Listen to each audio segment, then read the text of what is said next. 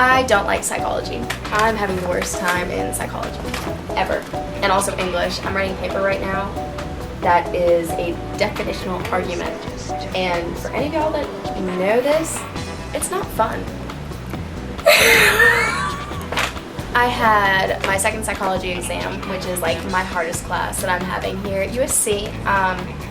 It's a really hard thing to study for because sometimes you just don't know what's going to be on the test, and I'm really bad at test taking, so that's one of the things I'm trying to really work on. We've got the ACE Lab Center, and they help you write papers, they can help you study, they've got good tutors in there, so I still have to go and check that out. I also go to SI for psychology, which is like student instruction basically, and it's students that take the class before, have aced it, and now they're helping out us in learning it. We just meet up, compare notes, they help us on things that, maybe the professor says that we should study. They also teach us really good basic taking note skills, which is kind of difficult because sometimes they'll just throw up a slide on the paper or on the projector and then they'll take it off, and it's really hard to grasp it. But if you skim it really fast and then write down really quick what's on the slide and little individual things, keywords that you pick up, and it makes it a little bit easier.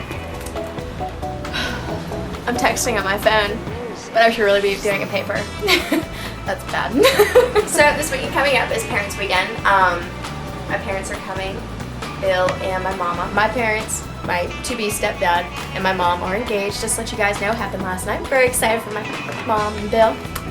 And then Saturday is the game against Vanderbilt, which I'm so excited to go to. I'm the biggest football game person ever. I love it. My roommate and I go all the time. Is that right, Sam? Go Cox. I'm also this weekend going to Sustainable Seafood Contest. That's where I first really learned how to do competitions, and I think that's really important that everybody gets involved in competitions early, so that when it comes to really big competitions, you won't be so nervous. I think that was the biggest step for me, is realizing you can overcome the nervous factor and just kind of cook because you love it. The biggest challenge for me is when people watch you.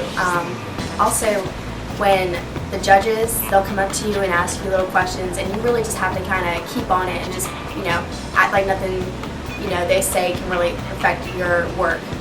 Just show that you can be very aggressive in the kitchen. And a really big thing is to keep a smile on your face, because if they see that you love it and that you're having a great time, I mean, obviously that's a check on that one. Hey everybody, in this podcast, there's a Starbucks mug that it's like a coffee. What is that called? It's not a mug, it's a thermos. Yeah, it's a thermos. Starbucks, it's red, it's got the game symbol on it. If you really want to make my day, I'll give you my address if you send me an email. Do